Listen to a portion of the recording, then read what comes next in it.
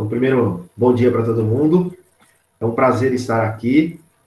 Para as pessoas que só conhecem o professor Ciro no universo acadêmico, precisa conhecer o professor Ciro fora do universo acadêmico, que é uma das pessoas que a gente tem com maior carinho, porque o professor Ciro foi a pessoa que me inseriu no goalball. Foi ele que me apresentou o goalball a primeira vez que eu vi em 2000, no curso de especialização que a gente fazia lá na Unicamp. Eu recém-formado, e eu aprendi com o goalball ali, naquele momento, com o professor Ciro.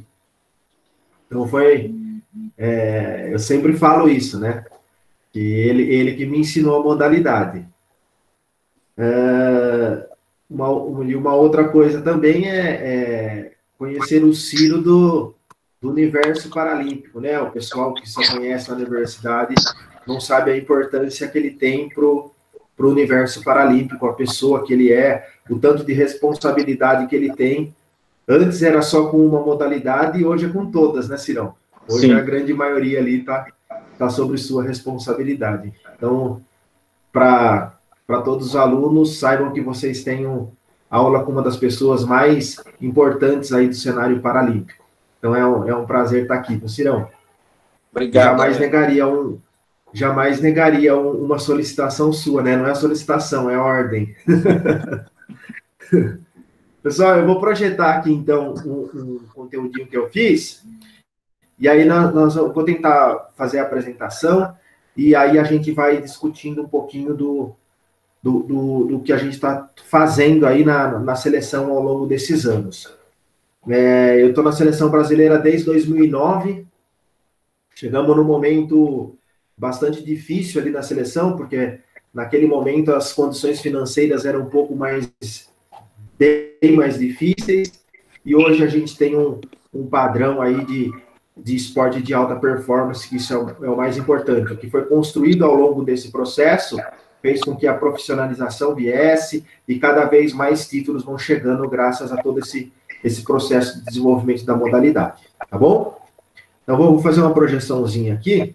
Então, pessoal, o meu caminho é o seguinte, eu falo um pouquinho desse contexto histórico, discuto um pouquinho ali do esporte adaptado, né, e um pouquinho dessa experiência que a gente tem, porque no dia a dia eu não trabalho só com o goalball, tá? Eu trabalho com outras modalidades, e depois aí a gente fala um pouquinho aí do que está sendo feito na seleção, e eu fecho falando um pouquinho do treinador esportivo, tá bom?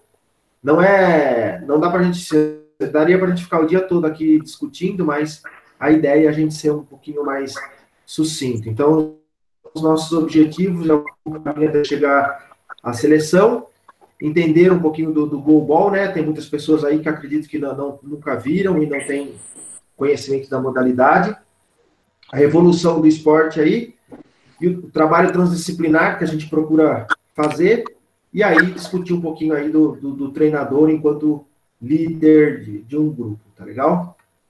Bem, só para a gente entender, então, eu sou professor de educação física e eu estou terminando, espero, né, terminar ainda esse ano doutorado em educação física. Eu faço na Unicamp e eu estou no último momento ali, na análise dos dados aí, e eu estou estudando justamente o treinador esportivo, tá?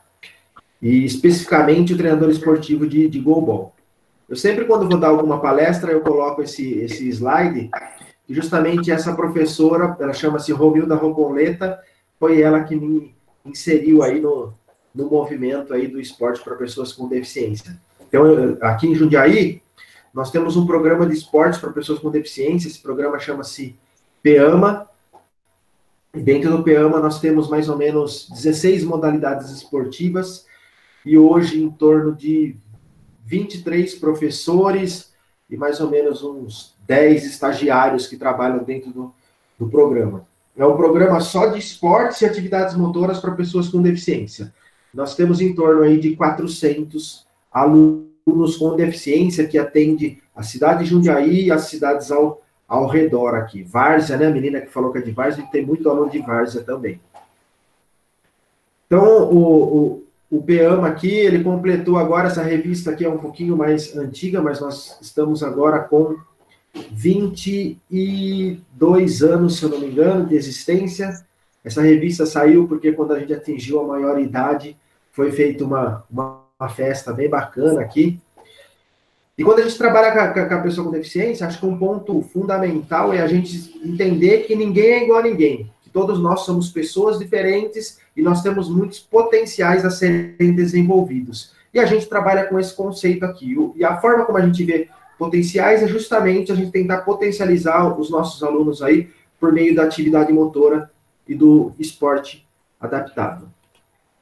Então, eu sou karateca de formação, e para quem é aí de Santos, eu tenho muitos amigos do karatê, muitos que foram parceiros meus aí de clube, de seleção, e foi muito gostoso esse momento, né? E até outro dia eu entrei no Instagram, numa live, e aí encontrei vários amigos, foi muito legal conversar.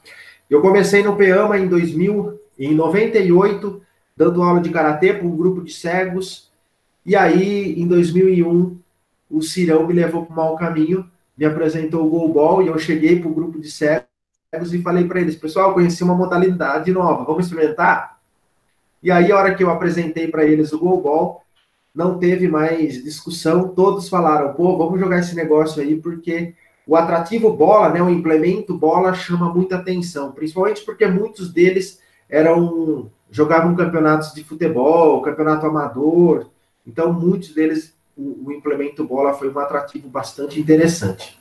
E aí nós começamos o goalball aqui no PEAMA, em 2001, mais ou menos 2, 3 anos depois, já estava conquistando os títulos importantes aqui, né, que são os regionais, os campeonatos regionais que tem da modalidade, né, o goalball é dividido nos regionais, que são mais ou menos os estaduais e o nacional.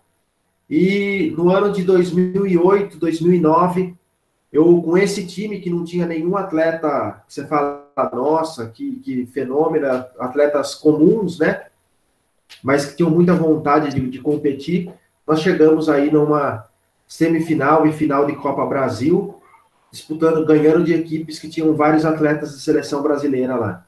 E aí, logo depois a Paralimpíada de Pequim, eu fui convidado aí para assumir a seleção brasileira, e aí começou todo o trabalho aí dentro da seleção brasileira. E aí, daqui a pouco aí eu falo da seleção. Muito bem, então esse foi o caminho aí até a gente chegar na seleção. Eu trabalho hoje, no PEAMA,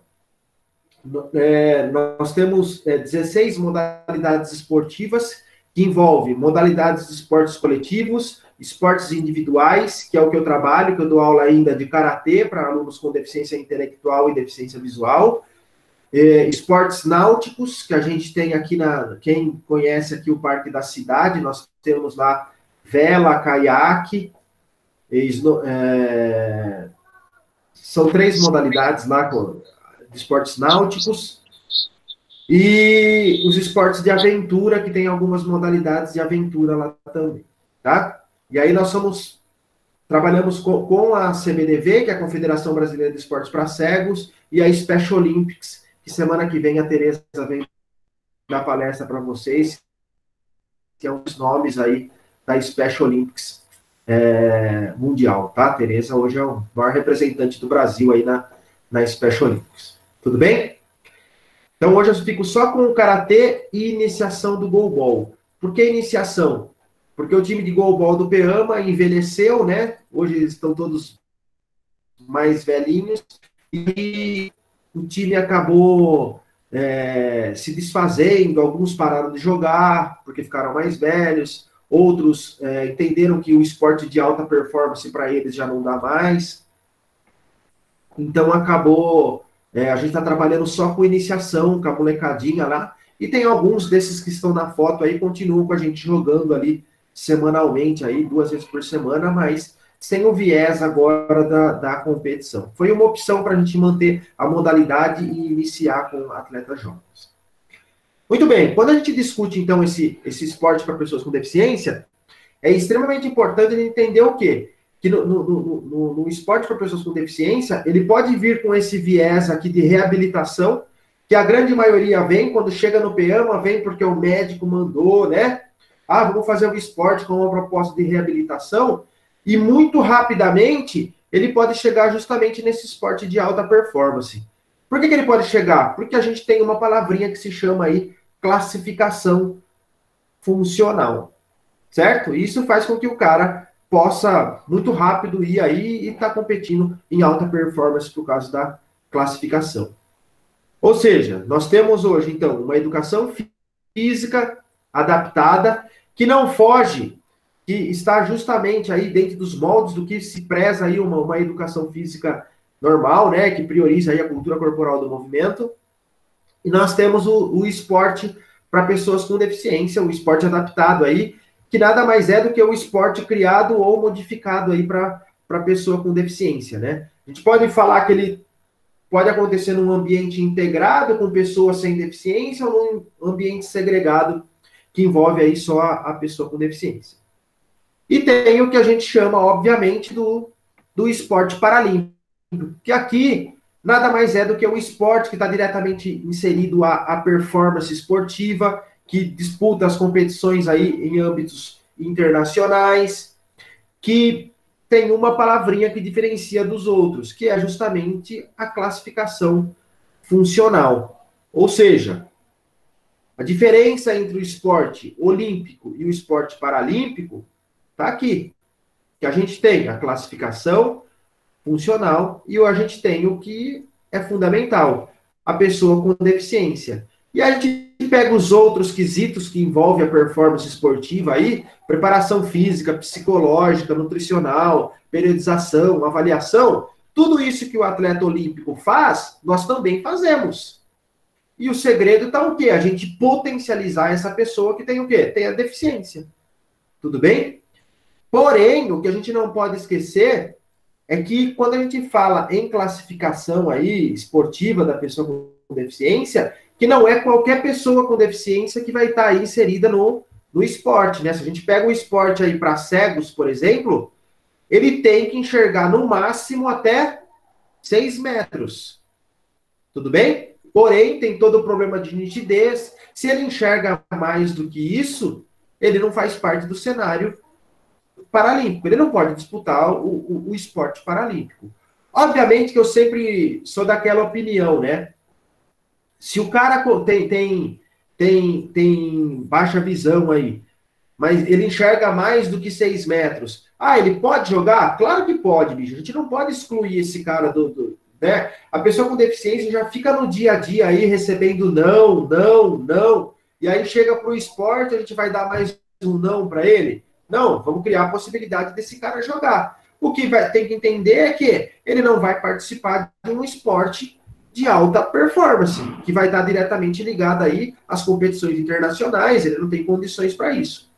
Nós já fomos para várias competições, isso aqui é a classificação da pessoa com deficiência visual, que nada mais é do que os exames aí clássicos aí da deficiência visual, tá legal? Para a gente identificar aí, por exemplo, miopia, entre outras patologias aí.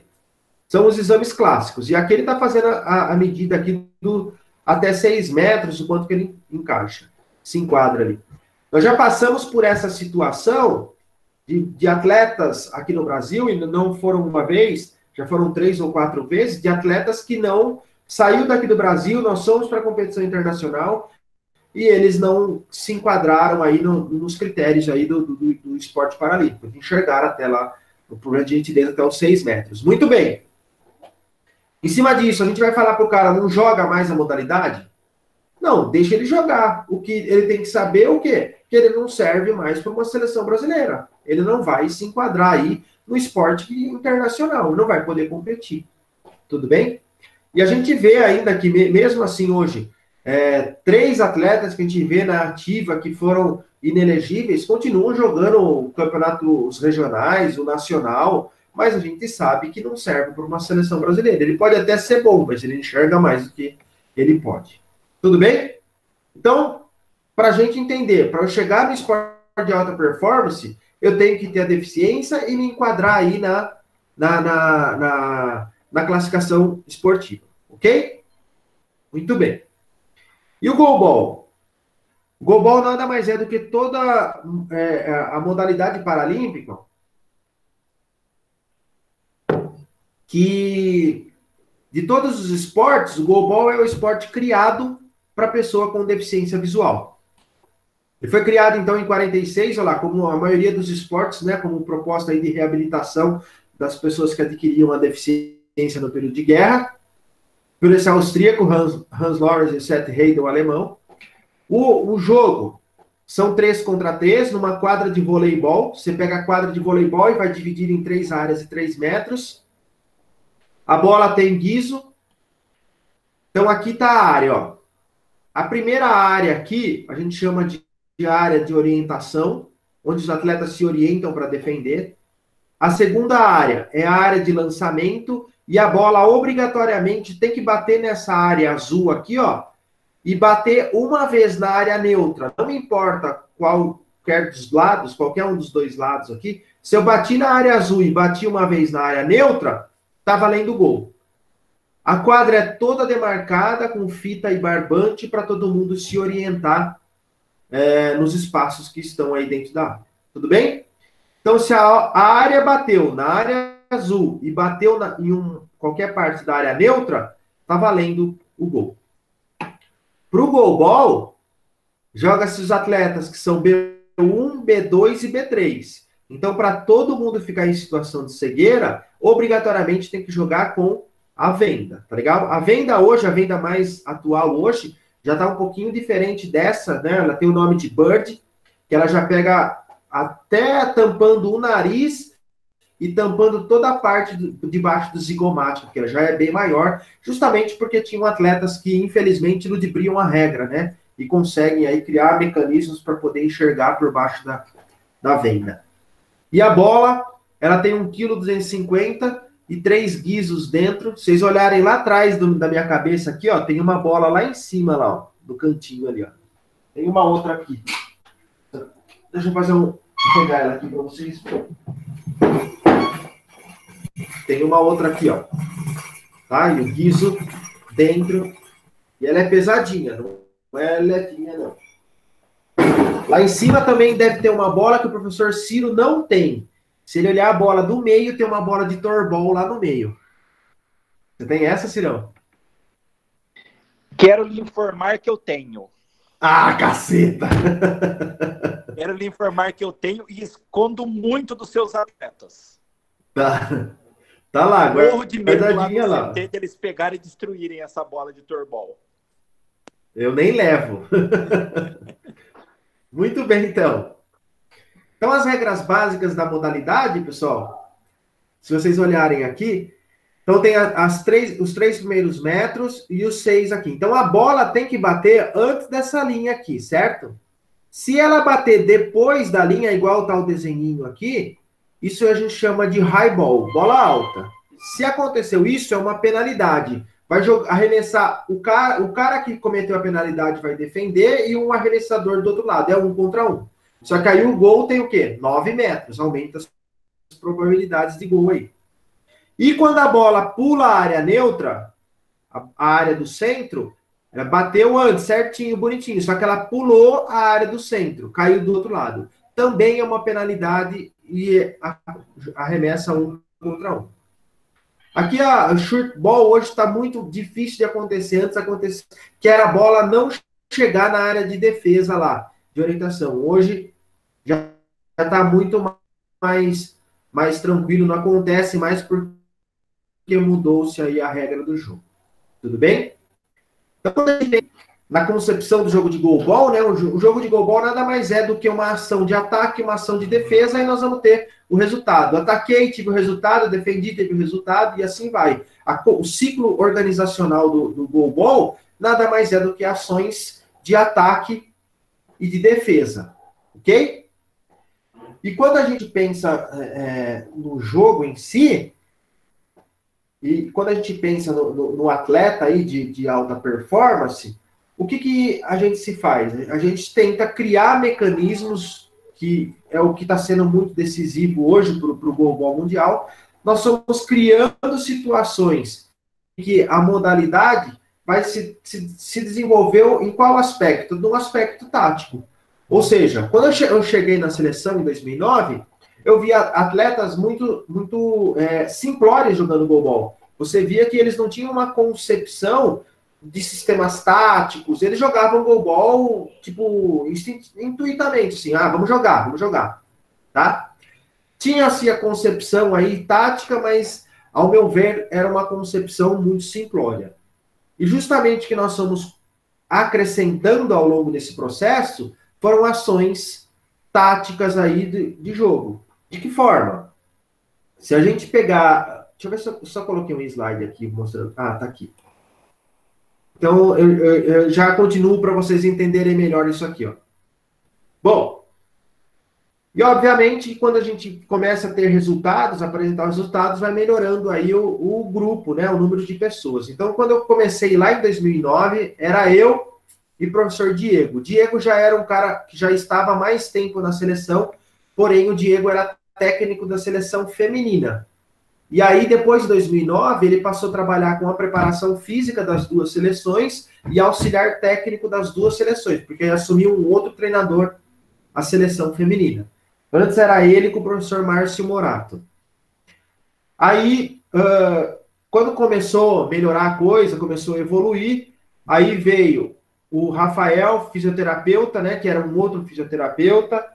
Aí, depois disso, conseguiu melhorar, veio a Alessandra, psicóloga.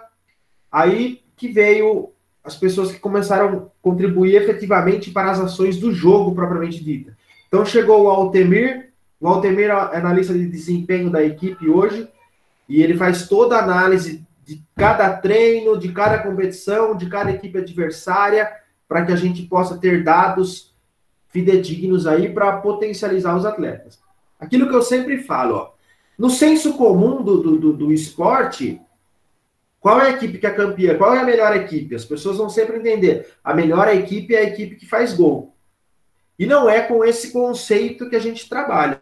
A gente trabalha com o que a gente faz, o que a gente constrói para o ponto final, né, a cereja do bolo ser o gol. Então a gente trabalha com conceitos de construção do gol. E não o que faz mais gol. Por quê? Porque a construção envolve ações defensivas, envolve ações táticas ofensivas, e aí a gente vai construindo isso ao longo de todo o processo aí.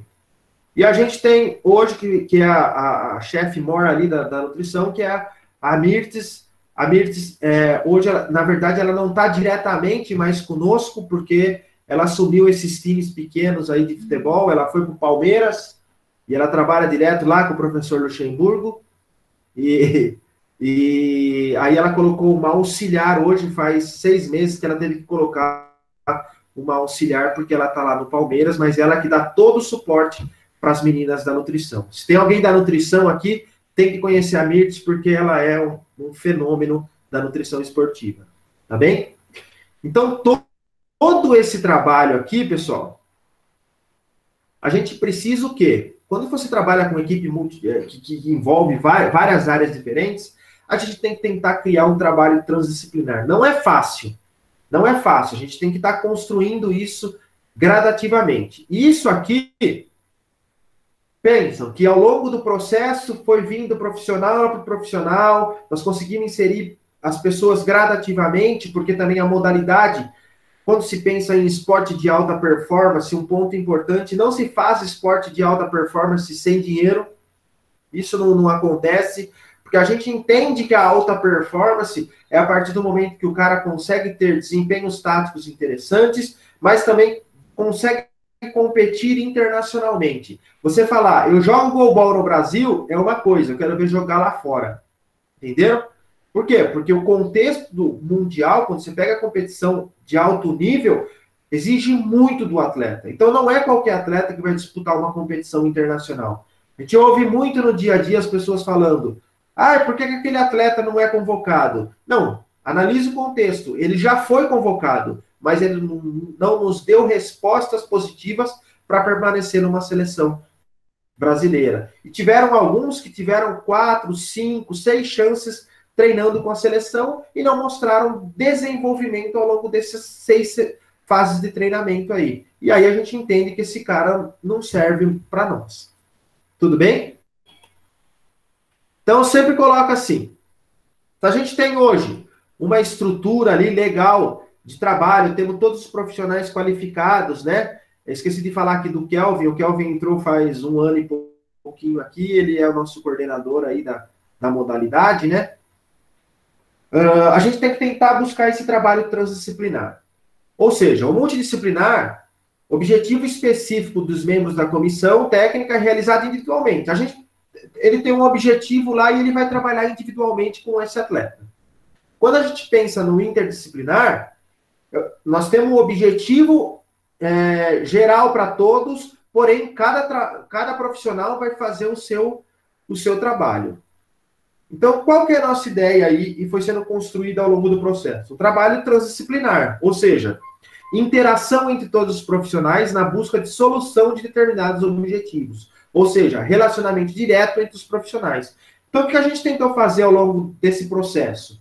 Quando nós fechamos o nosso grupo, nós começamos a trabalhar com o conceito que toda a fase de treinamento, a gente tem 2 ou 3 reuniões da comissão técnica, justamente para a gente tentar discutir o que está sendo feito em cada setor. E aí a gente, muitas vezes, discute soluções de problemas todos juntos. Eu estou com um problema na nutrição, vamos tentar, então, pensar aqui que todo mundo pode trabalhar para ajudar esse atleta. E o mais legal de tudo é que os atletas vão se conscientizando. No qual sentido? Eles estão vendo que está sendo construído um trabalho de excelência para eles e eles mesmos vão justamente começando o quê? Pensar, poxa, tudo que está sendo feito por mim e eu não estou respondendo? Não, peraí, eu tenho que responder. Então, os atletas começam a se conscientizar e todo mundo faz a sua parte bonitinho. Tinha um problema muito grave de um atleta que era obeso, ele sempre chegava acima do peso, ele muitas vezes ele tinha uma condição física exemplar, muitas vezes ele chegava, não estava condicionado para a semana de treinamento, e a semana de treinamento passava a ser fase de condicionar esse cara, se alimentava muito mal e bebia. Tá? Tinha esses 4 itenzinhos só. Ele foi entendendo até o momento que chegou um dia que eu tive que arrebentar com ele, dar uma dura muito séria. Esse cara mudou completamente. Hoje ele é atleta de verdade, ele treina de verdade, ele se alimenta, ele se cuida muito bem e todo dia faz a parte física. Hoje, por exemplo, hoje à tarde, às 4 horas, tem um treinamento, todo mundo junto. Nós estamos nesse momento aí de afastamento aí, não estamos treinando junto, mas tem o treino hoje, 4 horas, que vai estar todo mundo treinando a parte técnica do jogo, junto com algumas ações da parte física, todo mundo junto. E aí amanhã todo mundo faz a sua parte física encaminhada pelo Diego, lá o preparador físico. Mas hoje vai ter o treino técnico com todo mundo. Então isso é conscientização. Os atletas entenderam a importância de cada um. Ok? Muito bem. Aquilo que eu sempre falo, né? Não adianta também, a gente tem um grupo muito bom e eu vou para a igreja e fico só rezando para poder eu ter resultado. Não, isso não dá certo. Atleta de alta performance, para se ter resultado, precisa de treino. Treino e treino com qualidade. Não adianta nada eu ficar matando os caras todos os dias, vamos treinar 4 horas por dia, mas não tem qualidade nenhuma. Não, a gente treina de 1 hora a 1h30, com qualidade no período da manhã. Às vezes tem mais 1 hora lá de academia logo depois, e depois tem mais 1h30 à tarde, mas a gente busca o quê? Qualidade nos treinamentos. Se a gente entender que o treinamento não está sendo eficaz, para o treino. Para o treino, vamos descansar que amanhã nós vamos ter treino mais importantes para eles. Tudo bem? Bom, eles vão nos dar mais resultados, né? Em cima disso, quando eu falei para vocês que a gente sempre busca qualidade e a gente buscou o desenvolvimento cognitivo dos atletas, aqui que está o grande lance da coisa aqui. O professor Márcio Morato, mais conhecido como VEI, ele trabalhou na tese de doutorado dele justamente as relações origem e alvo do jogo, né? Então, a origem, da onde a bola vai, e alvo, da onde a bola tem que chegar. Então, ou seja, nós tínhamos o quê? Ele dividiu a quadra em 6 espaços de 1,5 m, e aí, sempre vindo da direita para a esquerda, e aí a gente tem a relação origem-alvo. Ou seja, eu chegar para o atleta e falar, ó, 2 para 6. Ele tem que sair a bola da origem 2 e fazer a bola chegar na origem 6. Tudo bem? E assim foi. Se o cara tá jogando aqui na ala direita e eu falar para ele 4-5 para 4-5, ele tem que sair daqui, flutuar, sair a bola daqui, bater lá na 4-5 e ele tem que recuperar aqui, tudo bem? Bem, isso foi começando a evoluir, né? Nós começamos a inserir, porque os atletas até então, quando eu cheguei, eles não trabalhavam com os números, eles trabalhavam bola da direita para a esquerda, bola na paralela, não tinha o conceito de número. Então, isso foi sendo inserido. Beleza. Aí nós vimos que tem uma grande evolução aí no conceito aí de origem-alvo. Beleza, perfeito. Aí, o que nós começamos a trabalhar, então? A relação com a profundidade. Então, tinha-se o conceito que o goalball era só eu bater forte, bater forte. Não. A profundidade, o tipo de bola tem uma relação direta com o gol. Então, o que é a profundidade? Nós dividimos os espaços em 1,5 m, de 1,5 de 0 a 6, e aí a gente trabalha. Por exemplo, a bola de 2 para 2 na profundidade. O que quer dizer? Ele vai sair da bola aqui de 1,5 m ou 3 metros, tem que a bola bater nesse espaço. Então ela vai sair daqui e vai chegar lá. Tem uma relação direta com o quê? Com o tempo, e o atleta cego, o que ele está acostumado? A bola deu o primeiro kick, ele vai para a defesa e muitas vezes a bola não chega, ele relaxa. E aí que a bola bate no corpo e acaba tomando gol. Então essa relação com a profundidade hoje é o que faz a grande diferença também. Nós temos a relação origem, alvo e profundidade. Opa, começou a aumentar a complexidade do jogo? Começou. Em cima disso, nós começamos a criar outras situações, então. Então, olha só aqui, tudo que envolve aqui o jogo. Então, primeira coisa lá, domínio de bola. Quando a equipe adversária ataca, eu tenho que ter o maior domínio de bola possível. Por que domínio de bola? Justamente porque aí eu tenho 10 segundos, no jogo de goalball, a bola tem que cruzar a linha do meio da quadra em 10 segundos. Então, se eu tenho o controle da bola, eu tenho 10 segundos para eu construir ofensivamente. Tudo bem? Aí a gente tem a preparação para o ataque, que vai ser a questão da flutuação, dele sair de um lado e para o outro, dele usar a finta, ele ir até o meio da quadra, ele dá uma balançadinha na bola e volta para a mesma origem deles, ou vai trabalhar com o passe, com ações coletivas. Ok? Eu defendo a bola e passo para o meu companheiro. E aí a efetivação do arremesso, que vai ter a origem, a profundidade, o tipo de bola, se é uma bola que ele vai fazer um Vzinho, que ele vai correr de um lado e bater do outro, se ele vai bater de quiet please, que é quando o árbitro fala para iniciar o jogo, antes de dar o play, e o tipo de bola, se vai ser uma bola lisa, uma bola quicada, ou uma bola com efeito. E o alvo que ela quer chegar. Tudo bem? Então, olha a complexidade que virou o jogo. Olha o tanto de informações que a gente tem a partir do controle de bola. Certo? E aí nós vamos ter os resultados ali propriamente dito. Bem, pessoal, então, olha o que acontecia. Quando a gente fala em complexidade do jogo e fala em periodização tática, ao longo desse processo, nós fomos aumentando isso. Então, a gente começou lá, trabalhava com 1, 2, 3 ações táticas, ok? Hoje, pensando numa equipe que está num nível diferente, a gente chega a trabalhar até 21 ações táticas no jogo. Fala, como, professor? Eu dou 3 ações táticas para cada atleta, então cada equipe tem 3, 6, 9, com mais 9 do outro lado. São 18, ok?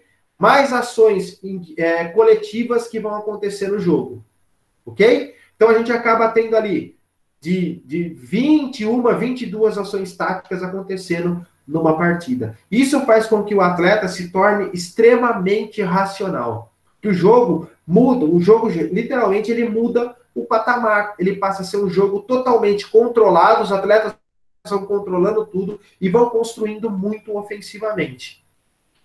Para o último campeonato mundial, em 2018, nós chegamos no campeonato mundial com aproximadamente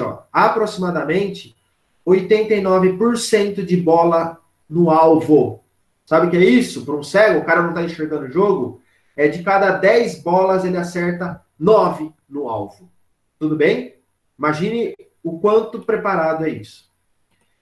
E, obviamente, quando a gente pensa aí no esporte de alta performance, a gente não pode esquecer que tem os que nos auxiliam, que nos complementam, que são as avaliações que a gente faz periodicamente nos atletas, né? Então, hoje a gente está fazendo lactato, né, junto com o Ciro lá, porque nós adotamos o critério que a gente não precisa mais sair do CT para ficar fazendo avaliação.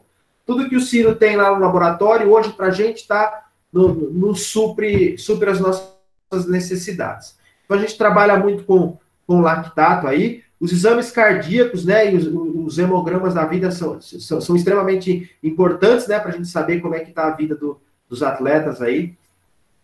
Esse trabalho aqui foi um trabalho da Isabela, que nós identificamos o limiar do jogo, né? Então, tinha-se muito o conceito que o goalball apresentava um limiar anaeróbio lático, e aí nós levamos lá para o canto da quadra o ergoespirômetro, avaliamos tudo, e os dados deu que a modalidade é anaeróbia alática. Então, pensando nisso, muda a preparação física dos atletas. Como que a gente vai fazer a preparação física? É um dado muito interessante. E aí, as avaliações de performance que a gente faz nos atletas, que é justamente o squat contra movimento ali, que vocês já são craques nisso, né? Que vai avaliar a potência de membro inferior. E hoje nós estamos trabalhando com o conceito aqui de avaliar a velocidade de bola, justamente por quê? Porque se a gente consegue controlar aí uma velocidade aí de bola de início, meio e fim, sinal que o treinamento está sendo correto. A gente está conseguindo manter a performance esportiva dentro do jogo. Ou seja, a gente vê que os atletas estão treinando em alta performance e não estão perdendo qualidade. Isso é fundamental justamente quando a gente pensa em competições internacionais. Campeonato Mundial e Paralimpíada, você perdeu um pouco a performance no momento que você vai perder a competição.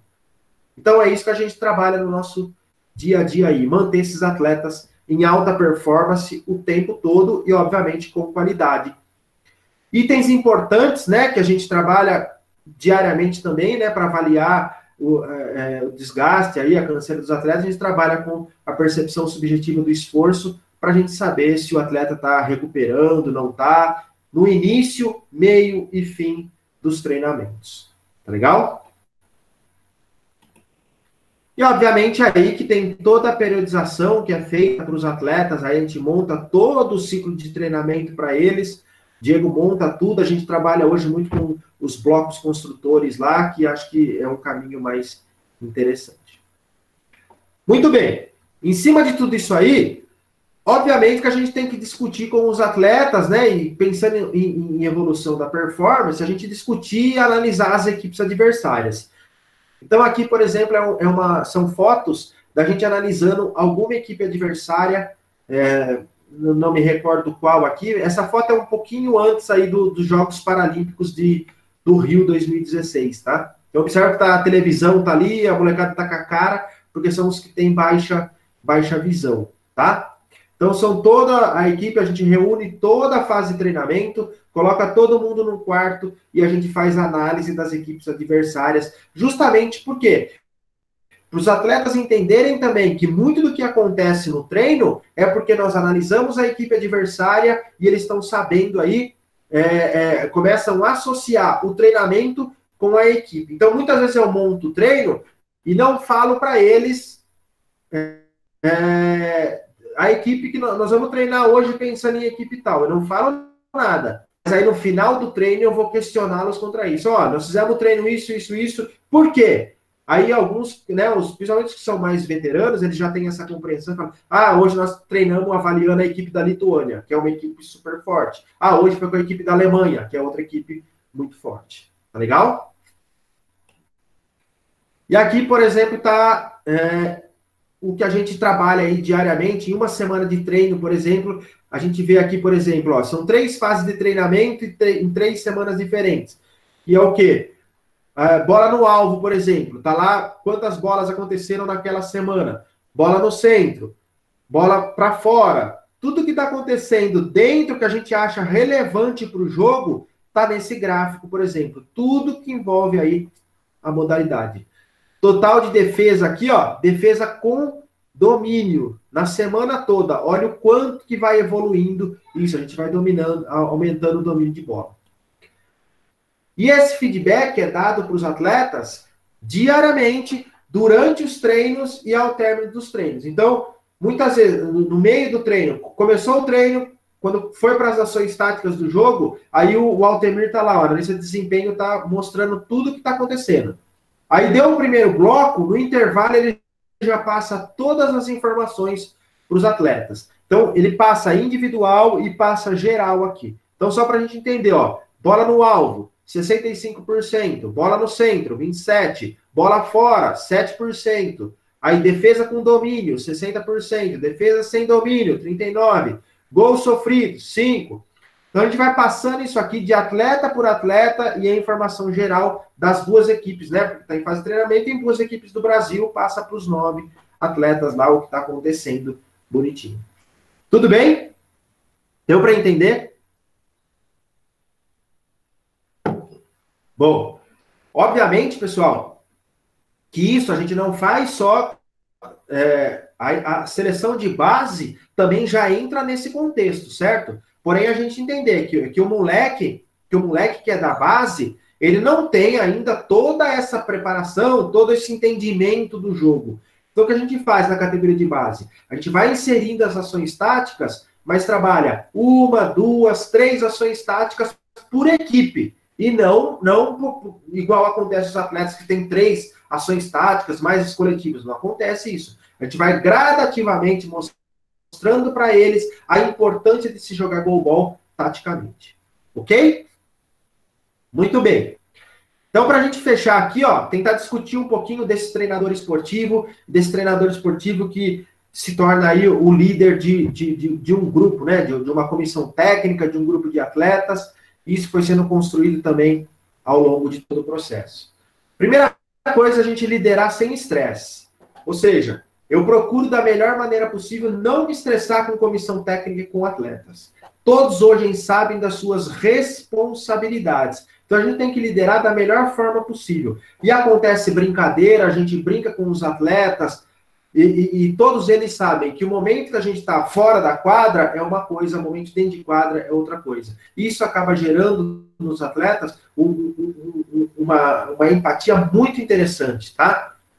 Te ouve, procure ouvir, comissão técnica, ouvir os atletas, gerar entusiasmo o tempo todo, e principalmente nos atletas que muitas vezes estão muitos anos na seleção, a gente tem que gerar entusiasmo, mostrar para eles o quanto que eles tendem a evoluir ainda, que isso é muito, muito legal, e o atleta vai sempre se motivando para as próximas etapas aí competitivas. Diz nós, e não eu não ganho nada, gente. Eu estou ali para orientar. Quem ganha a competição são os atletas. Nós estamos ali para dar o respaldo para eles, para que eles possam fazer um grande desempenho. E, principalmente, entender que as estrelas são eles. Nós somos ali uma pessoa que contribui para o desenvolvimento da modalidade. As estrelas do esporte são eles. Corrige falhas, e quando eu falo falhas, não são só falhas dentro de quadra, mas falhas extra. A relação interpessoal, nessa relação de nós com o atleta, tem que ser bacana. E a gente mostrar para eles que muitas vezes o que eles fizeram na vida pessoal, né, e muitos deles às vezes vêm conversar com a gente tenta mostrar para eles qual que é o melhor caminho, né? Isso vai gerando o quê? Vai gerando desenvolvimento pessoal, desenvolvimento de pessoas. Eles vão ficando pessoas melhores, vão ficando pessoas mais racionais, vão ficando pessoas que pensam mais coletivamente, né? Neles, principalmente, cego, às vezes tem muito essa questão de pensar muito neles, eles passam a pensar num contexto geral, e a gente vai desenvolvendo isso. Um item bem importante que eu falo quando a gente fala desse desenvolvimento pessoal, em 2009, né, nenhum atleta que estava ali na seleção pensava em dar continuidade nos estudos, né, acabava o colegial e acabava. E aí eu fui mostrando para eles que o quanto que o ensino superior, né, eles estarem numa faculdade, cursando, vai ser importante para a vida pessoal deles após, né, essa carreira esportiva, vai mostrando o quanto que as questões da gente trabalhar o nosso cérebro com outros itens, vai desenvolvê-los dentro de quadra. E hoje a gente tem ali 4 atletas fazendo faculdade e um já é formado. Então, esse desenvolvimento pessoal é muito legal. Teve um atleta que nem é mais da seleção hoje, pessoal. Quando ele se formou na faculdade, que ele pegou o canudo, ele me ligou. Foi muito legal, fiquei muito contente com isso. Ele me ligou falando, professor, eu estou te ligando porque eu me formei em educação física e foi você que me ensinou e me motivou para poder eu fazer o ensino superior. Isso vai ficar para o resto da vida dele. Isso vai ser muito legal e muito gratificante para nós enquanto professores. A gente dá créditos, e dar créditos é naquele quesito mesmo, que às vezes a semana toda tá aquela semana de treino, a vida do cara é o quê? Alojamento, treino, quadra, academia, volta para o alojamento, come, e assim vai, imagine 10 dias fazendo isso. Então tem dia que a gente pega e vai para um restaurante, por exemplo, geralmente chega na sexta-feira e eu falo para eles, rapaziada, hoje nós vamos jantar fora. Ou seja, é um crédito que mostra que eles estão fazendo tudo bonitinho. E o fato de você sair daquela comida regradinha, tudo bonitinha lá, e a gente comer uma coisa diferente, pode ser uma pizza, um lanche, até a nutricionista mesmo fala, ela fala, tem que fazer isso. Já muda completamente o ambiente da coisa. Ok? Pergunta, e o perguntar é justamente a gente muitas vezes chegar pro cara e falar assim, aí meu, dormiu bem à noite? Como é que tá? Pô, professor, não dormi nada. Ou seja, esse cara pode estar em desgaste, ele pode estar em overtraining, a gente precisa recuperar esse cara, criar alguns mecanismos de recuperação para ele. A gente tem um atleta que é um pouco mais velho, né? O Zé Roberto fez 39 anos e consegue jogar em alta performance. E a gente entende hoje que o volume de treino semanal para ele já não é tão interessante. Então é melhor o quê? A gente tirar ele de treinar 3, 4 treinos seguidos, aí a gente tira ele de uma sessão de treino, porque ele precisa recuperar um pouquinho mais que os outros. Então muitas vezes quando você pergunta para ele, e aí Zé, como é que tá? Se perguntar a PSE dele, ele fala assim, 8. Por quê? Porque ele já está cansado, ele precisa um pouquinho mais de recuperação. E principalmente, tem que ser transparente, gente. Não fique falando por detrás, para quem for treinador esportivo, se tem que falar alguma coisa, fale na lata. Tá? Por quê? Porque o atleta gosta disso. Nenhum atleta gosta, né? A gente não gosta que fique falando por detrás da pessoa. Não, você tem que falar alguma coisa, fale na lata, que é o melhor caminho. Eles também gostam disso. Liderança com atletas e comissão técnica. Primeira coisa, prepare-se. Se você é o líder de um grupo, prepare-se. Não seja aquele cara que fica só falando asneira, cara. Prepare-se, fala coisas construtivas para o grupo. Ok? Segunda coisa, sempre agradeça. Você tem um time que trabalha com você. Sabe a diferença de equipe e time? Mais ou menos assim, ó. Equipe, o jogador faz o gol e vai comemorar com a torcida. Time, o jogador faz o gol e vai comemorar com os atletas, com os caras que ajudaram ele construir aquilo. Então, se eu faço alguma coisa, eu solicito alguma coisa, sempre agradeça. Sempre. Porque é um time que tá ali buscando conquistas importantes. Ok? Reuniões periódicas, sempre procurem sempre estar em reunião. A gente está distante agora, mas todo sábado nós temos uma reunião aí da comissão técnica.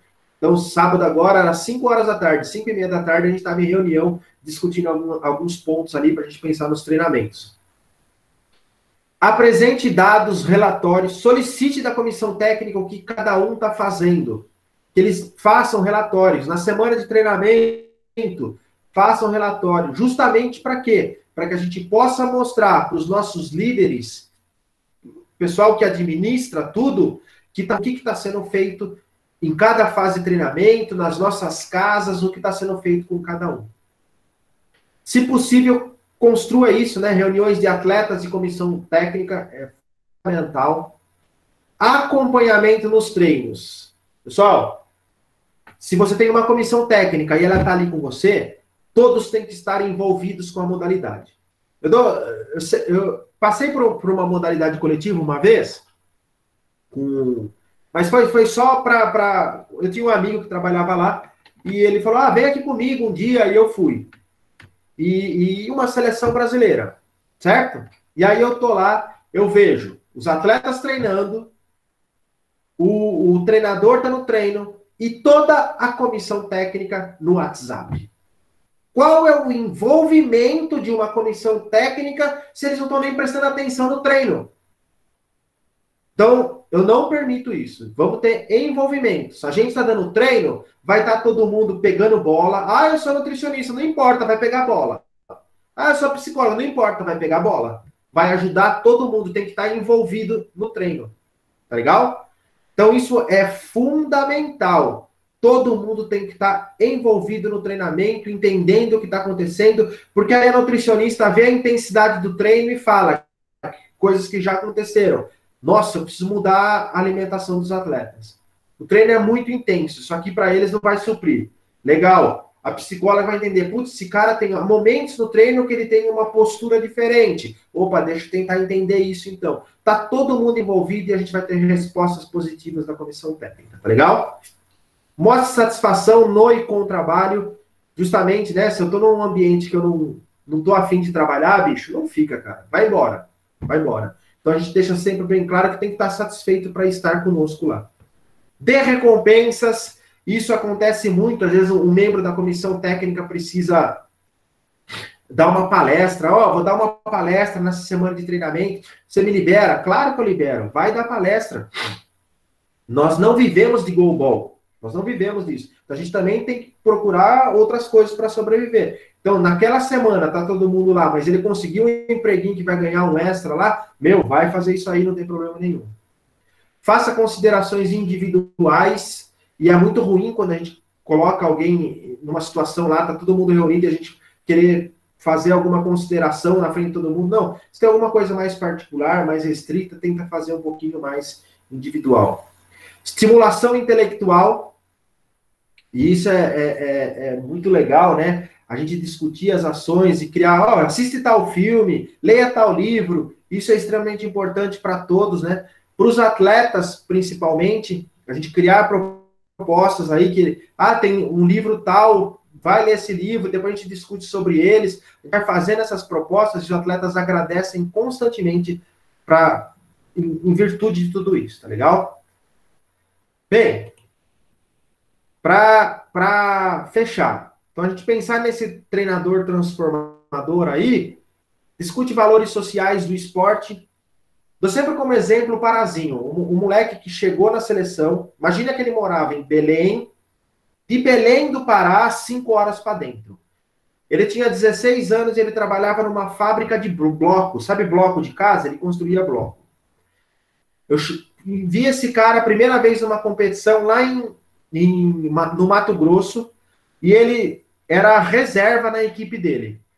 A hora que ele bateu uma bola, eu falei, opa, quem bateu essa bola aí? Foi aquele moleque. Peguei o molequinho em uma batida de bola. Eu olhei para ele e falei, esse moleque é bom, cara. Cheguei para ele, tinha 16 anos. Quantos anos você tem? Ele falou, 16. Você treina quantas vezes por semana? Professor, eu não treino, porque eu moro 5 horas de Belém do Pará, não consigo, eu só venho para as competições. Só para competição? Você acha que você consegue ir para uma fase de treinamento lá? Consigo. Pessoal, esse moleque sem treino, ele ficou 10 dias numa fase de treinamento com a seleção adulta, e ele treinou 5 dias intensos sem parar. Foi o único atleta de categoria de base que conseguiu treinar com os atletas da seleção principal. Falei, esse moleque é um fenômeno. Ele é um fenômeno. Beleza. Conversei com o Diego é técnico do SESI, falei, amigão, vamos levar esse cara pro SESI. No ano seguinte, ele foi pro SESI. Olha a importância. Esse moleque passou a ter um salário digno, que ele ganhava R$300 numa fábrica de bloco. Ele passou a ter um salário. Ele mudou para São Paulo sozinho, com 17 anos. Hoje, ele mora aqui em Mogi das Cruzes. Ele tem o apartamento dele. Tem o filho, a família. E ele chegou lá na terra dele, lá em Belém do Pará, e fez assim pro moço que tem a casa. A família dele morava em casa de pau a pique. Chegou para ele e falou assim, ô mamãe, eu quero comprar um terreno aqui. Aí ele falou, vai falar com tal pessoa. Ele chegou pro dono do terreno e falou assim, eu queria comprar um terreninho do lado da casa ali da minha mãe. Ele falou assim, qual que você quer? Ele falou, todos. Ele comprou todos os terrenos do lado da casa da mãe dele e comprou um para cada irmão. Olha o quanto que o aspecto social do esporte fez, a mudança social na vida desse cara. Ele está no último ano da faculdade. Ninguém da casa dele já pensou em fazer uma faculdade. Ele está no último ano. Tudo bem?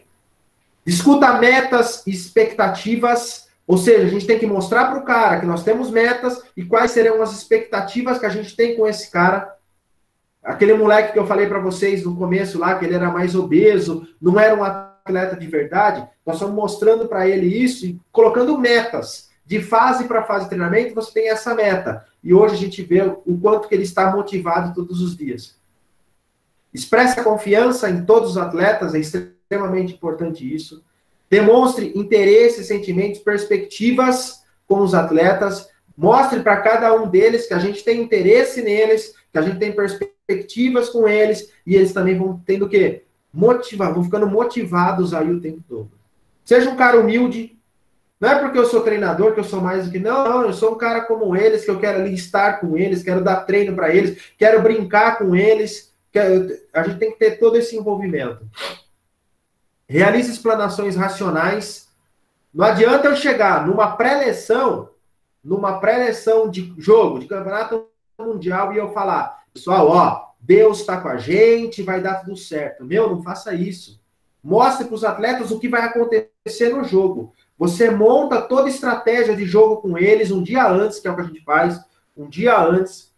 Mostra o que vai acontecer no jogo, qual vai ser o desenvolvimento nosso dentro do jogo, quais são as bolas perigosas da equipe adversária, quais são as falhas. Mostre ponto por ponto. Seja extremamente racional. Deixe os atletas a noite toda, eles vão dormir, vão estar pensando, eles vão estar discutindo sobre isso, e amanhã cedo, antes do jogo, nós vamos fazer toda essa revisão de novo. Eles sabem tudo o que vai acontecer. Ok? Provoque o tempo todo os atletas, né, para que eles possam também ser competitivos. Nós estamos trabalhando com esporte de alta performance. Se não houver competitividade, não é alta performance. Provoque, gere competitividade o tempo todo. Compartilhe as decisões, né? Decisões que a gente toma, a gente compartilhar com os atletas. Enfatize todo esse processo de desenvolvimento, mostre o que está acontecendo e aonde que nós vamos chegar, mostrando todo o processo de fase por fase e reconheça as contribuições dos atletas. Quando eu falei para vocês lá atrás que a gente viu que muitas vezes o que os atletas falam também são importantes. Eles que são os jogadores, eles precisam ter a voz também e se expressar, e falar para que possa contribuir com todo o processo de treinamento. Tudo bem? Com isso, só vou ampliar essa tela aqui para a gente poder... Isso, obviamente, de 2009 para cá, nós conquistamos, então, o título dos Jogos Pan-Americanos de Guadalajara, foi a primeira grande título do goalball brasileiro aí, né? Nunca tinha conquistado uma medalha de ouro. Aí, no divisor de águas, a gente fala que é a medalha de prata nos Jogos Paralímpicos de Londres, porque ninguém esperava que o Brasil conquistasse uma medalha nessa competição. Nós conquistamos a medalha de prata. Aí o Campeonato Mundial, em 2014, na Suécia. O legal aqui, pessoal, em Londres, nós fizemos a final contra a Finlândia. Acho que aquele momento, né, da gente nunca ter chegado numa final paralímpica, nós perdemos de 8-1. Né? Chegar na final, a gente estava preparada para aquilo, foi 8-1. Em 2014, no Campeonato Mundial, nós também fizemos a final com a Finlândia e acabou 9-1. Nós promovemos a final da Paralimpíada e demos um de lambuja para eles. Aí, o bicampeonato dos Jogos Pan-Americanos de Toronto. Aí, a medalha de bronze nos Jogos Paralímpicos. Nós perdemos a medalha de ouro nos Jogos Paralímpicos justamente por uma questão de também a situação da torcida, de mães, acabou interferindo um pouquinho e fez com que a gente perdesse lá. O bicampeonato mundial, agora em 2018 na Suécia. e o tricampeonato dos Jogos Parapan-Americanos em Lima. E, obviamente, que a gente espera, né, que a única medalha que falta, que é a medalha aí de ouro nos Jogos Paralímpicos, e a gente espera isso em Tóquio 2020. Vamos torcer para que isso aconteça. Muito bem. Acho que era isso. Estou com você, Cirão. Valeu. Obrigado, Ale. Eu aprendi um monte de coisa aí nova no Goalball. Isso eu acho um negócio muito legal. Acho que você explanou para a turma alguns pontos bastante interessantes aí. Inclusive, eu chamei no meio da apresentação a Bruna, que é a minha psicóloga que trabalha comigo lá no CPB, para ela te avaliar a sua personalidade. Brincadeira, para ela te assistir um pouco. Porque foi bastante interessante os pontos que você abordou nessa construção. E isso eu acho que é uma coisa bastante legal, Ale, que não é ganhar medalha, né? É o processo que é o interessante. Eu acho que você mostrou bastante isso. Pessoal, perguntas. Quem quiser fazer pelo chat, faz pelo chat. Eu leio aqui. Quem quiser fazer pergunta pelo áudio, pode fazer também. Ciro, meu microfone tá ligado? Sim, senhor. Eu tô sentado aqui. Bom dia a todos. Primeiramente, agradecer ao Ciro por essa oportunidade. Eu tô aqui, nesse momento, falando com um dos caras, assim, que eu tenho uma idolatria muito grande. Eu tenho, assim, uma paixão pelo goalball muito grande. Hoje, eu tava até essa semana comentando aqui com o Danilo, aqui em Santos, pessoal aqui, que pra mim era um momento, assim, de muita alegria. E a pergunta que eu quero fazer é uma pergunta, assim, bem diamante mesmo do goalball, assim.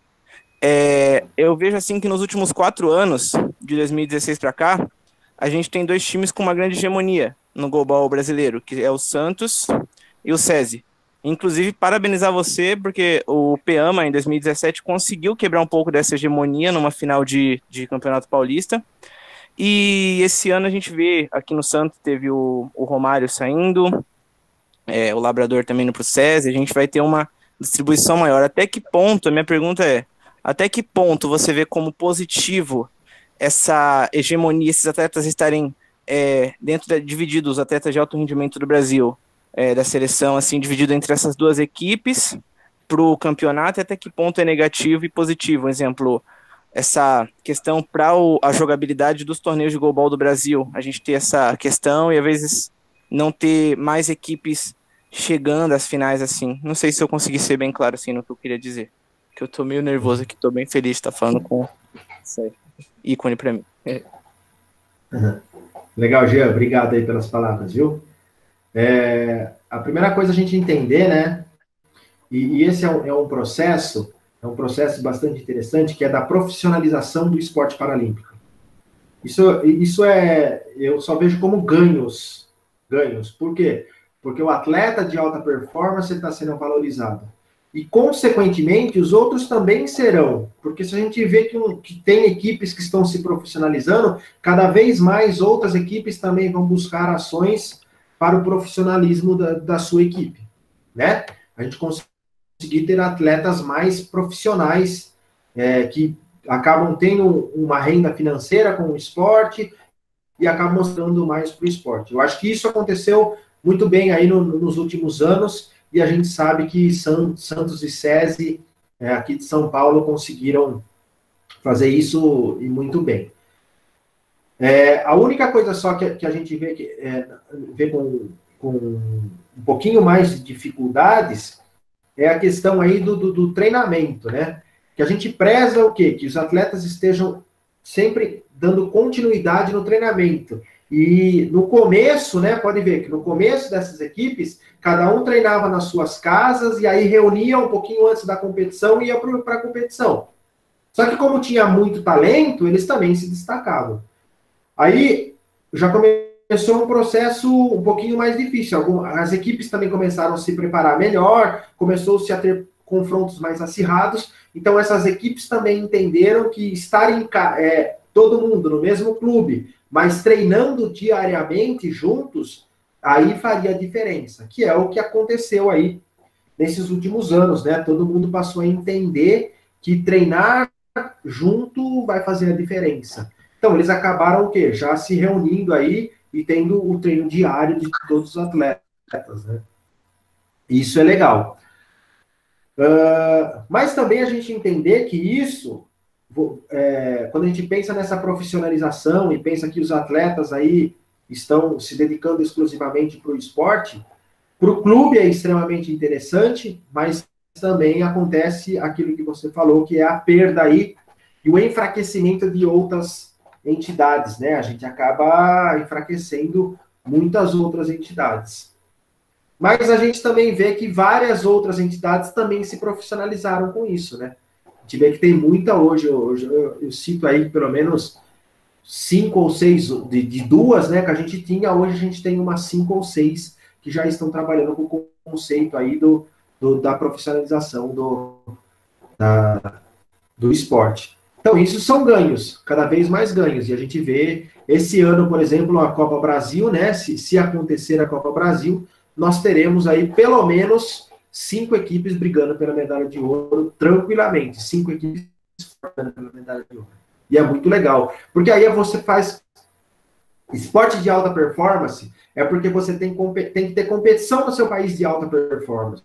Quando acontecia que era só Santos e SESI, ficava muito distante, né? Só as duas iam ganhando, se confrontavam na final. Hoje não, hoje a gente sabe que tem 5, 6 equipes ali que estão se confrontando diretamente, os confrontos estão ficando mais acirrados, faz com que as equipes se preparem melhor, os atletas estejam mais preparados para as competições. Se você tem alto nível no seu campeonato nacional, com certeza vai ter atletas mais preparados para as competições internacionais. É isso aí. Responde, Jean.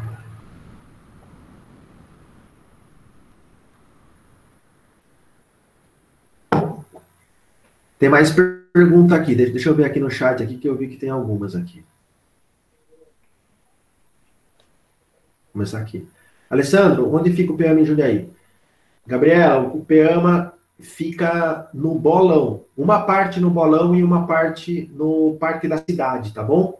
Mas aí depois você me adiciona lá no Instagram, que aí a gente vai conversando e eu te falo direitinho, a gente agenda um dia e você vai lá conhecer, tá bom? Huberto. Alessandro, o Goalball é um jogo para pessoas com deficiência visual, mas pessoas com deficiência intelectual, com síndrome de Down, que possa ter deficiência visual, também poderiam participar. A gente tem várias pessoas, o que tem pessoas com microcefalia que jogam Goalball. Eu não vi nenhum com deficiência intelectual, tá? Mas que seja só deficiência intelectual. Com microcefalia, a gente tem o cara que tem um déficit cognitivo e tem um déficit visual. Porém, a gente entender justamente que a deficiência intelectual limita a capacidade de complexidade do jogo, né? Muitas vezes o cara não consegue entender aí o que está acontecendo, tá? Tem uma menina em uma instituição aqui em São Paulo que ela tem baixa visão e tem deficiência intelectual que joga. Mas geralmente é deficiência intelectual bem leve, né, pessoal? Não consegue. O que tem moderada aí não consegue jogar. Olê. Bom dia. Oi. Olê. Oi.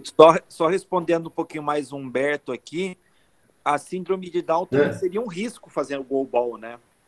Por conta da instabilidade da atlanta occipital, uma bolada poderia ter uma lesão ali cervical, até com lesão medular, né? Então é um ponto ali para ter um respaldo médico antes de mais nada, né?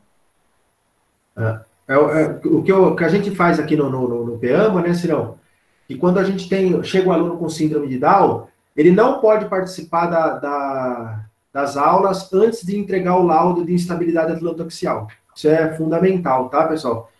Porque mais ou menos 15% dos Downs têm instabilidade. Se a gente não tiver o laudo, às vezes a mãe fala, ele não tem, calma, não confia. Não saiba disso. Solicitem o laudo de instabilidade atlantoaxial, que nada mais é do que um raio-x da coluna cervical, e aí vem o laudo bonitinho lá, tem instabilidade ou não. Ok?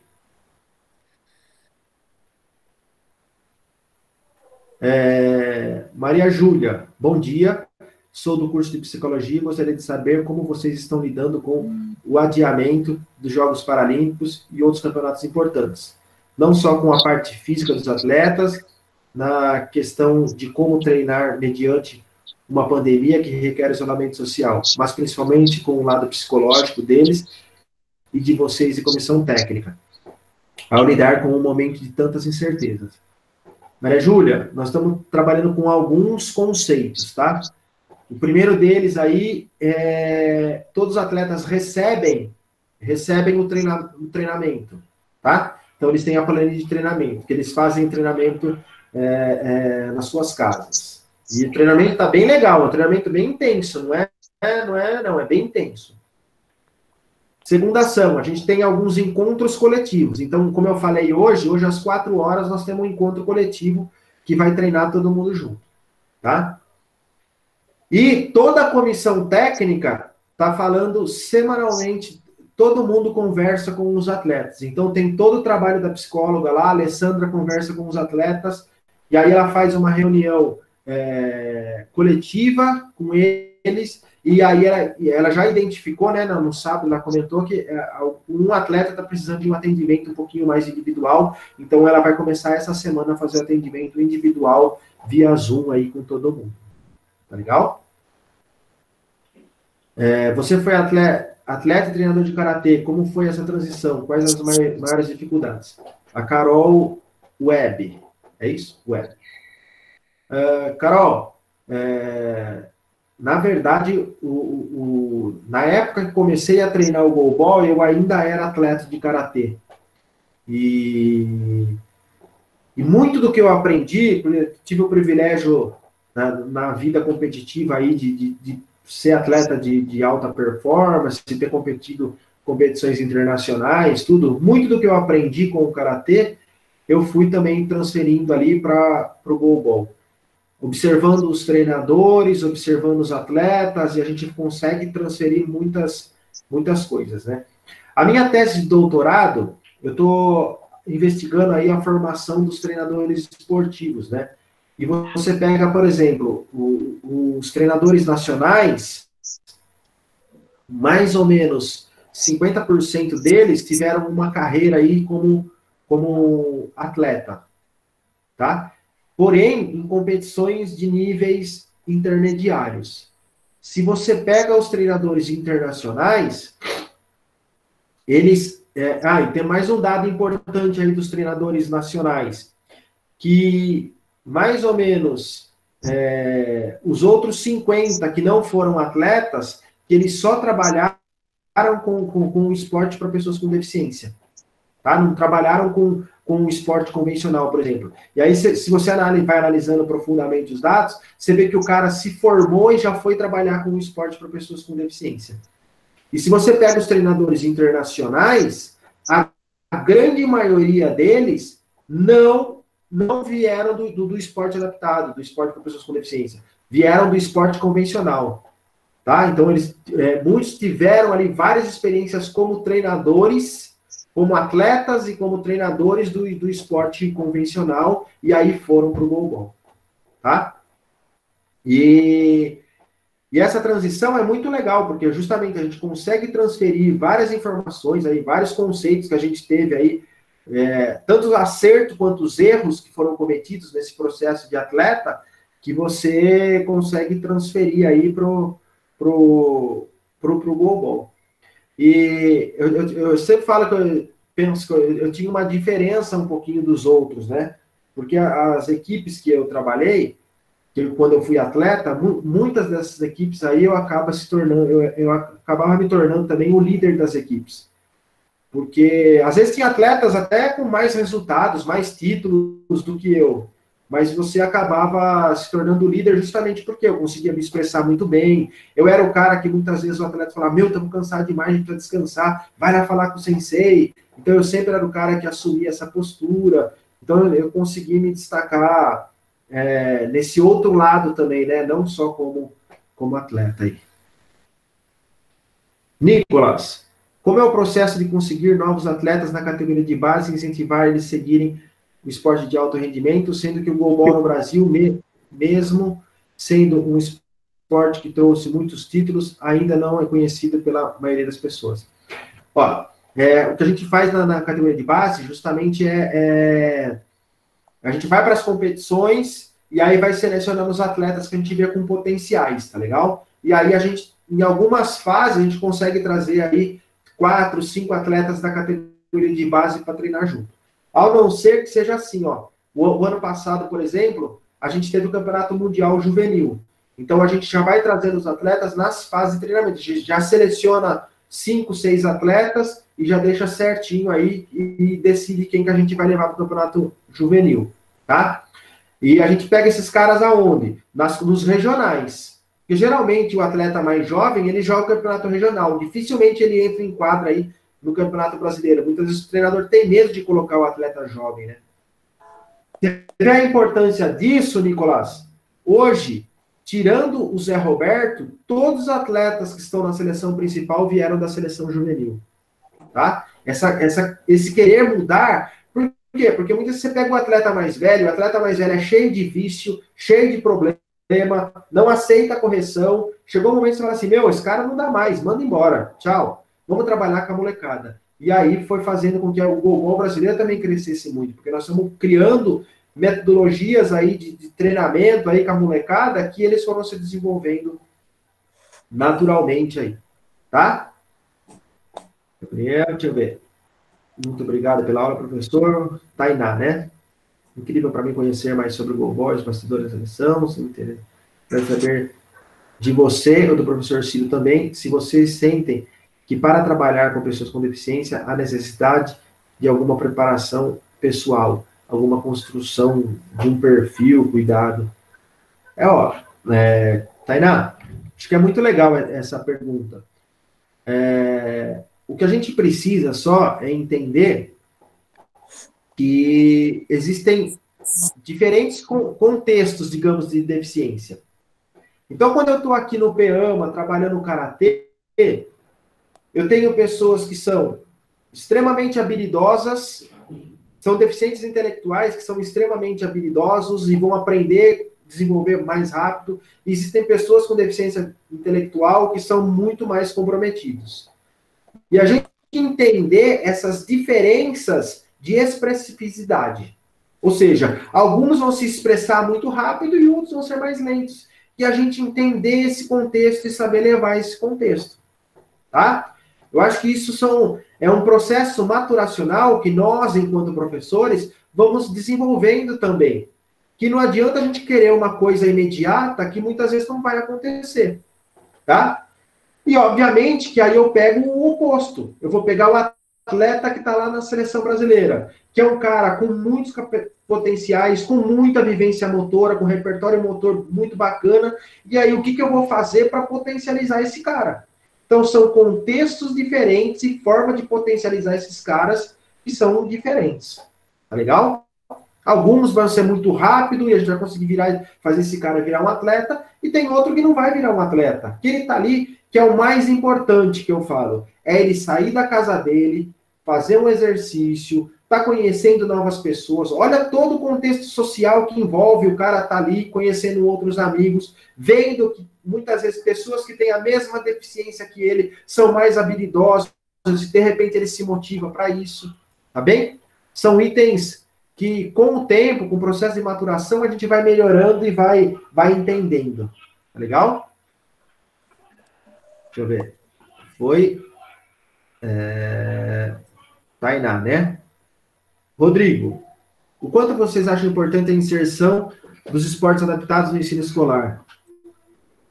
Cara, essa foi uma discussão que a gente teve sexta-feira agora no Congresso.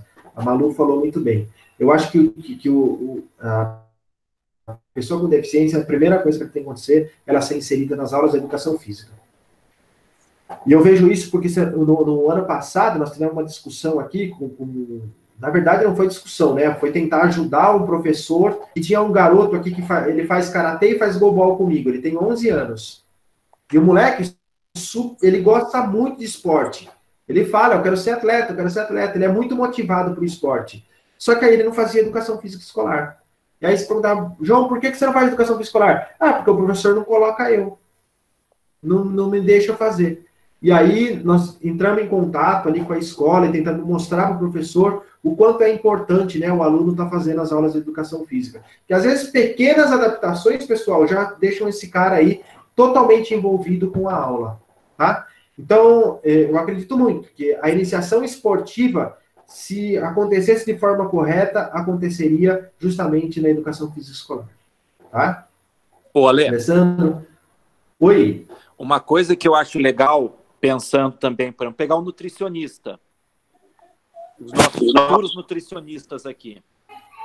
Chega um paciente cego e vem a pergunta básica: o quanto você come? Normalmente Exato. o nutricionista trabalha com porções, né? Ou Uhum. é uma colher, peraí, é a minha colher ou a colher do Alessandro? Porque é o Alessandro que vai servir meu prato. Olha a quantidade Exato. de coisas que variam também dessa fala aqui do Alessandro e interferem nas outras áreas. Exatamente, não. E a questão até da qualidade do alimento, né? Porque ele não está enxergando a cor. Todo mundo tentando falar, o prato tem que ser colorido. Ele não está enxergando o colorido. Sim. Então a gente também tem que associar com isso, a importância aí da qualidade da alimentação, né? Então a gente vê que começa lá na escola o processo, mas em todas as outras áreas tem a intervenção e tem que ser especializada, né? Exato. Exatamente. Legal. O Vitor aqui, ó. Como são os treinamentos para uma reação rápida nas leituras e trajetórias da bola? Na verdade, ali, Vitor, o que a gente faz, a gente vai inserindo com que os atletas vão aprendendo a fazer essa leitura do jogo, né? Então, qualquer movimentação do lado para o outro, qualquer barulhinho que tem, a gente trabalha com a movimentação prévia. Então, um ponto importante da movimentação prévia é aonde a bola, a hora que eu executei o arremesso, aonde ela chegou. Bom, ela chegou lá, se eu sair uma bola de 3 para 1, a gente sabe que ela vai chegar lá na 1. Beleza. A equipe já faz a movimentação prévia para 1. E aí, conforme a movimentação do outro lado, eles vão fazendo a leitura do jogo e executando a defesa. Sistema defensivo bem trabalhado já faz a equipe ganhar o jogo ali em 60%. Pode ter certeza disso. Por quê? Porque o sistema defensivo bem trabalhado é o momento que a gente consegue consolidar a bola e fazer as distribuições. O passe e a construção ofensiva, ela fica muito mais eficaz. Tudo bem? Então a gente trabalha justamente com esse conceito, que eu tenho que evoluir defensivamente. E a parte ofensiva vai ser resultado aí dessa construção. Tá legal? Dai, primo. Bom dia.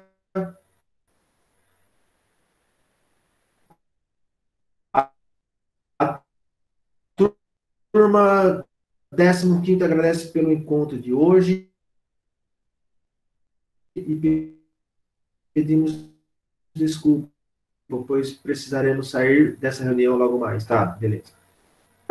Aquilo que eu falei, Heitor, hoje eu vejo aí com 5 equipes muito fortes. Hoje a Passe da Paraíba está muito forte, está com 3 atletas. A equipe que mais tem atleta de seleção brasileira hoje é a Passe.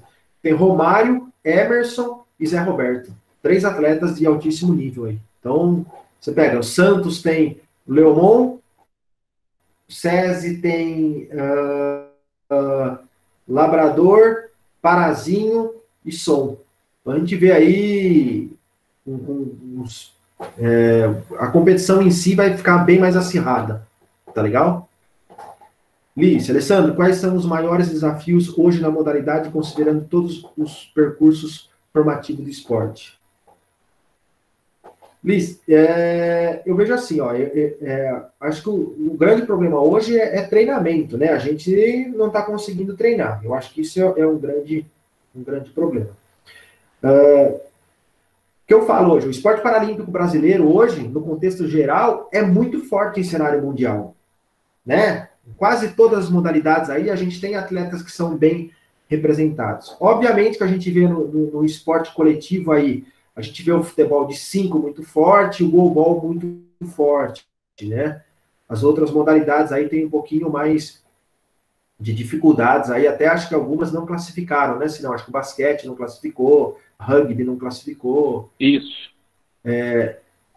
Mas a gente vê um goalball e um futebol de 5 muito forte. Isso é fato.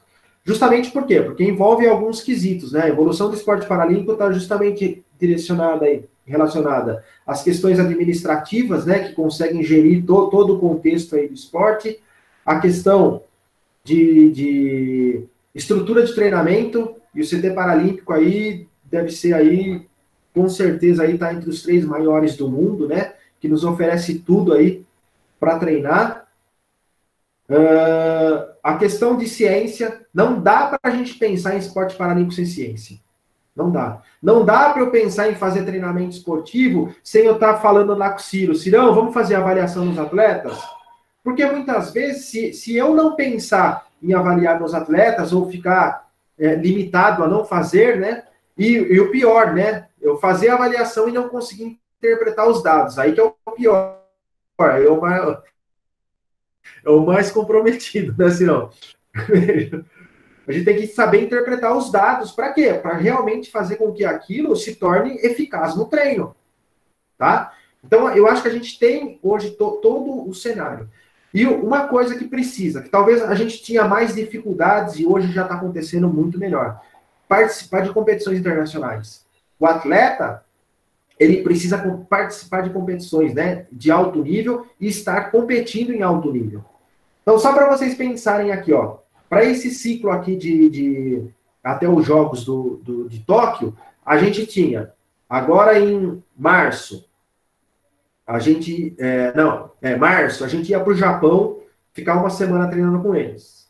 Abril, a gente ia receber a seleção da Finlândia aqui para treinar com a gente, que é uma seleção top do mundo.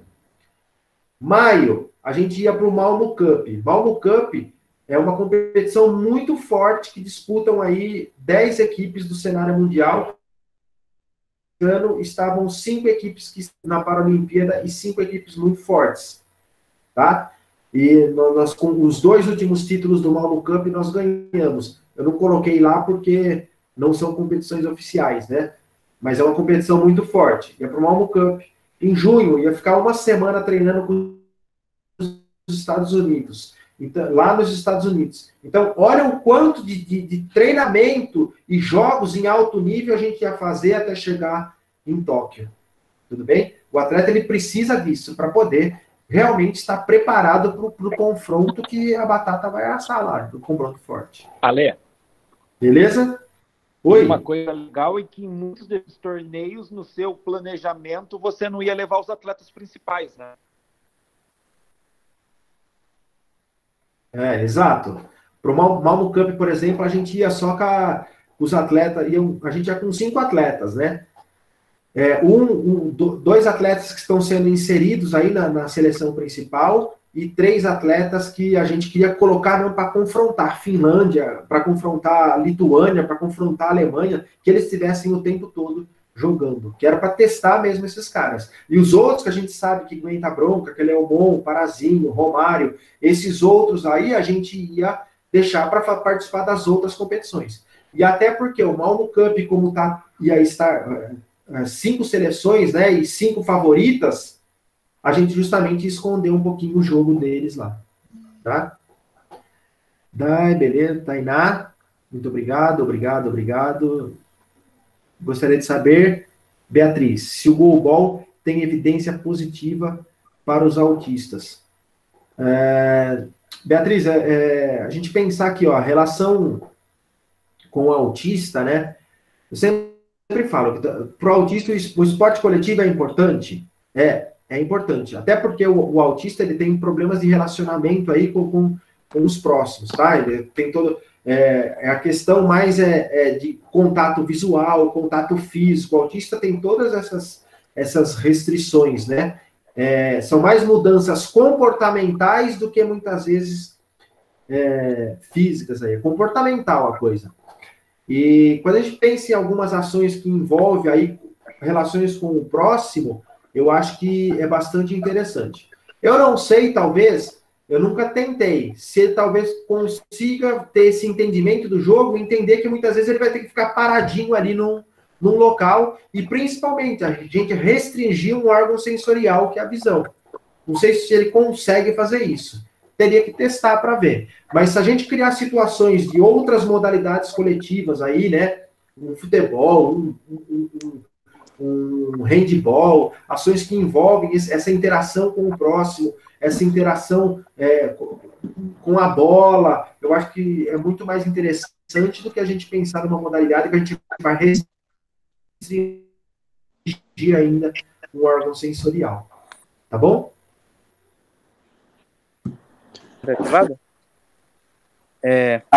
Muito bem. Não, oi, eu encerrei aqui depois da pergunta da Beatriz. Aqui tem o agradecimento do Rodrigo, tem o agradecimento do Vitor. Lembrei o pessoal aqui que tem a lista de chamada, tem agradecimento do Pedro, do Humberto e da Beatriz. Ale, quero muito agradecer a tua participação na aula. Eu acho que eu aprendi muita coisa aqui. Os alunos aprenderam, viram várias coisas aqui. A gente quase viu o Jean chorar em tela, ficou emocionado. Mas o menino ainda se supera. Ele vai chegar, ainda vai substituir o Alessandro na seleção brasileira ainda, como treinador. Deus te ouça, Ciro. Legal, Jean. Tomara. Pessoal, eu vou agradecer novamente o Alessandro. Ale, muito obrigado. A tua participação foi brilhante, enalteceu aqui essa disciplina. Eu acho que trouxe uma contribuição para todas as áreas do conhecimento. Novamente, muito obrigado. E com certeza haverão próximas aí. E espero que a gente possa levar esses alunos aí para conhecer você pessoalmente, quer no centro de treinamento ou em qualquer outro ambiente. Quer fazer uso da palavra, Lé? Legal, muito obrigado, pessoal. Obrigado, Cirão, pelo convite. É um prazer, né, a gente poder discutir um pouquinho aí do que a gente faz no nosso dia a dia. Eu acho que a gente entender que trabalhar com a pessoa com deficiência, nós não estamos comprando terreninho no céu, não, viu, gente? A gente trabalha com isso porque é uma opção de trabalho, é um emprego muito digno e muito legal, como qualquer outra área da educação física aí, né? E a gente faz isso com muito prazer e muito gosto. Cada um segue uma área na educação física. E a gente optou, né, Cirão, por seguir a área da carreira acadêmica, por seguir a área da pessoa com deficiência. E a gente é muito feliz com isso. Eu sempre costumo dizer que, se vocês lembrarem, o primeiro slide que eu falei, que eu sempre mostro aquela professora lá, quando ela foi dar aula e eu iniciei, acho que eu não coloquei aqui nessa turma, mas fiquem atentos, porque muitas vezes o bonde está passando na nossa porta e a gente não pulou para dentro. Eu falo que quando a professora foi dar uma palestra e ela falou que queria um professor para dar aula de karatê para pessoas com deficiência, eu justamente pulei nesse bonde. Eu peguei o bondinho e segui na carreira aí para pessoa com deficiência.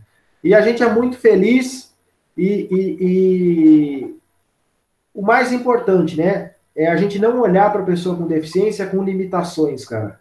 É a gente olhar, enquanto eu, profissional da educação física, a psicóloga, a nutricionista, olhar para aquela pessoa com deficiência e falar o que eu posso fazer para contribuir, para potencializar essa pessoa. Se eu fizer isso, independente do nível motor dessa pessoa, o que eu posso contribuir para a vida dela, o que eu posso fazer para dar mais funcionalidade para essa pessoa, eu estou cumprindo a minha missão. Que é justamente, eu estou exercendo a minha área e exercendo a minha área com qualidade. Eu acho que isso é o mais legal de tudo. Então, muito obrigado. Jean, espero que um dia mesmo você chegue lá e fale, pô, eu sou o novo treinador da seleção, porque eu estou o treinador. Daqui a pouco vai vir uma nova pessoa para exercer um grande trabalho, como está sendo feito do que nós construímos aí ao longo desse processo. E, Cirão, muito obrigado. Sempre que precisar, conte comigo, você sabe disso. Obrigado, Ale.